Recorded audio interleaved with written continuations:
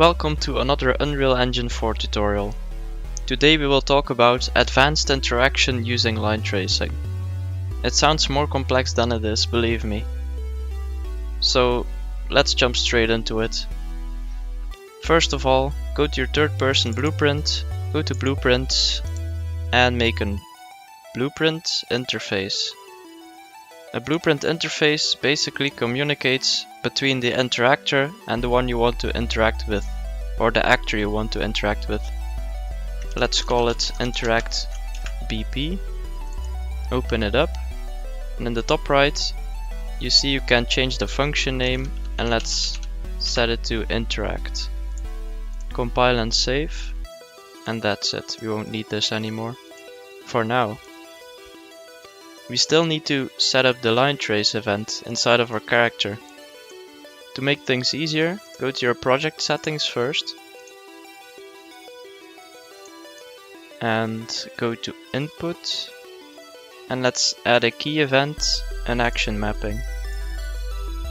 Name it interact. You can choose whatever key you like. I'm gonna pick the E key because it's mostly used in most games. And go to all settings, type in channel, and add a trace channel. This will be clear in a second.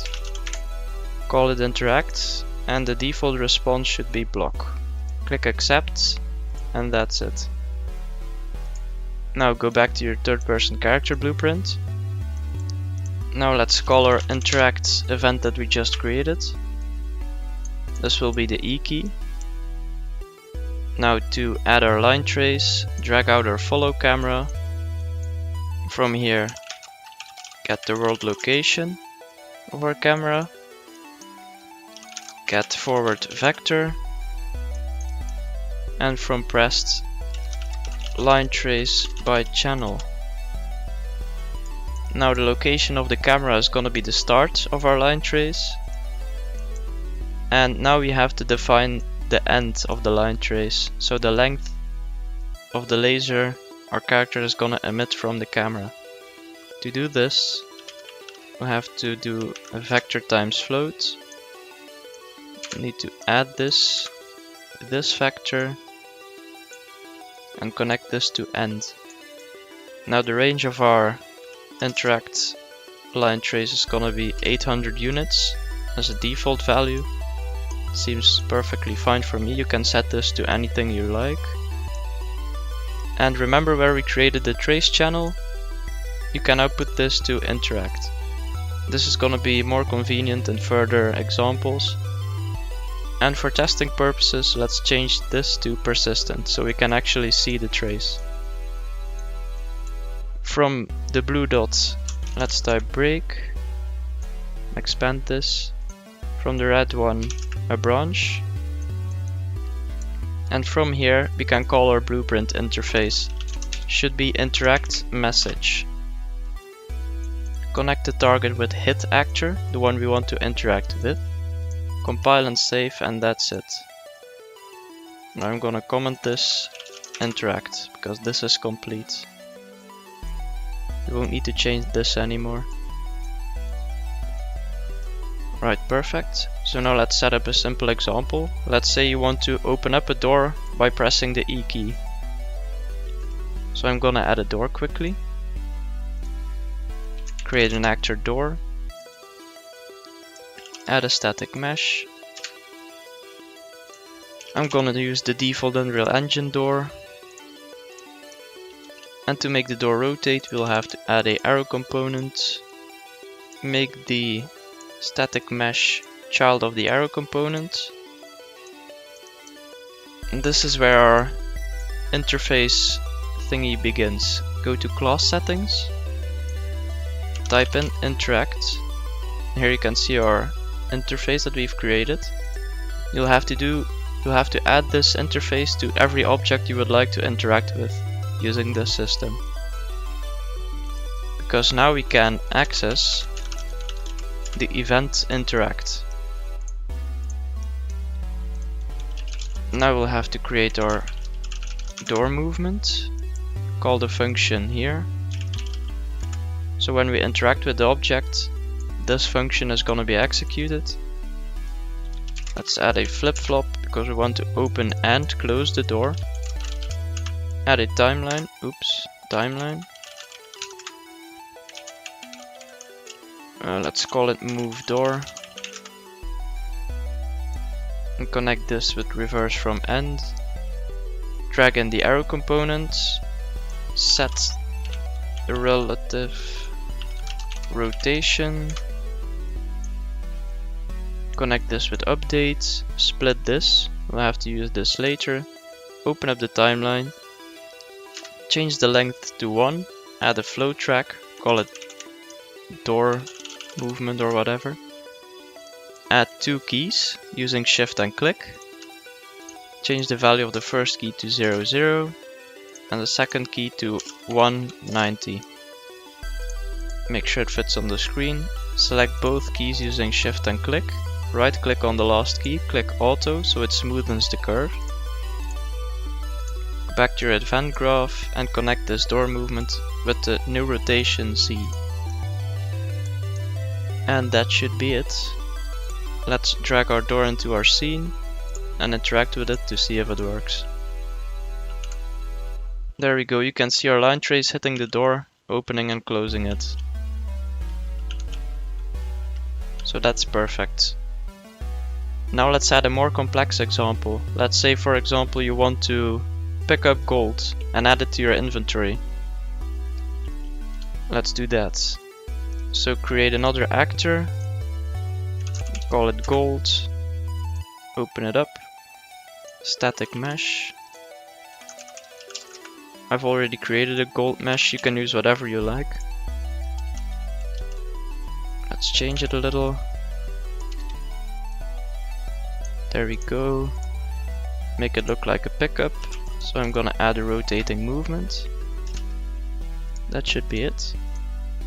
Now, as I said, you'll have to add the interface to everything you want to interact with. So also this gold thingy.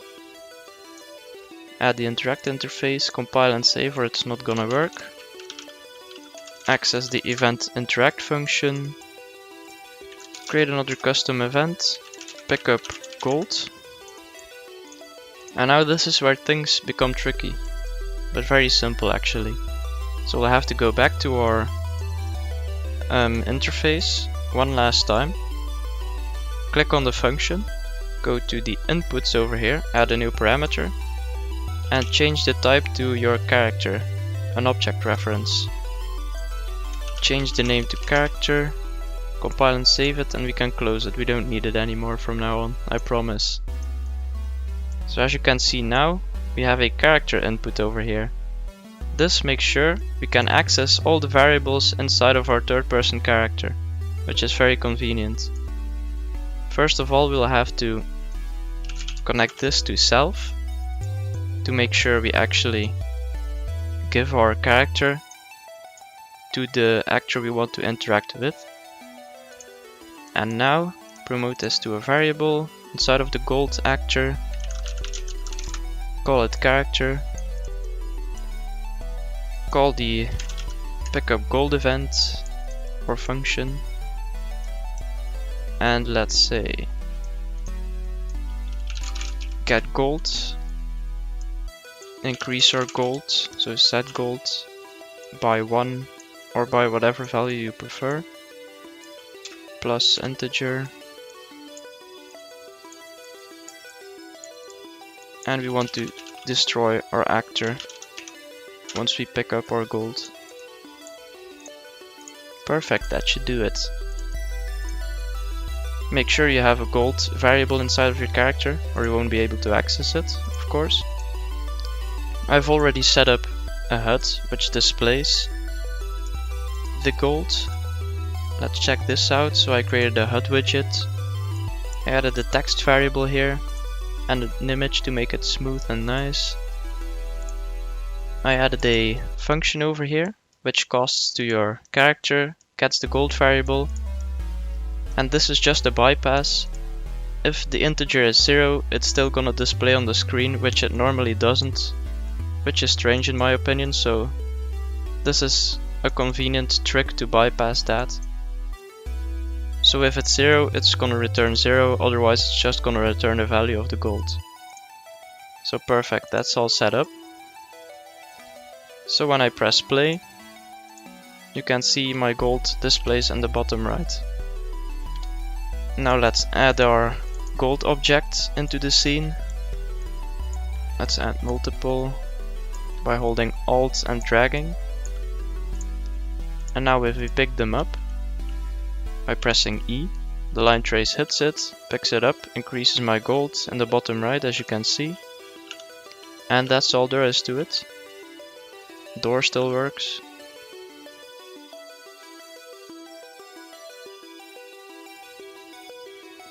My engine crashed apparently, so let's test it again. Can pick up my gold pressing E, the line trace hits the actor. Perfect. We can still open the door and close it. So the line trace works perfectly fine. So that's everything there is to it, to the advanced line tracing. If you have any questions or want me to expand further on this, feel free to ask in the comment section. I'll answer all your questions, or try to. Leave a like, subscribe, and check out my Patreon page, it's a huge help to me. Thank you for watching, and I'll see you in the next tutorial.